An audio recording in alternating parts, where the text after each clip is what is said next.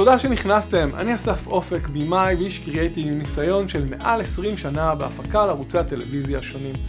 כשאני מפיק קורס דיגיטלי או נכס דיגיטלי, אני מתייחס אליו כמו לכל הפקה שהפקתי עד היום. ההפקה מתחלקת לפרה-פרודקשן, תהליך החשיבה, התחקיר והכנת החומר לקורס.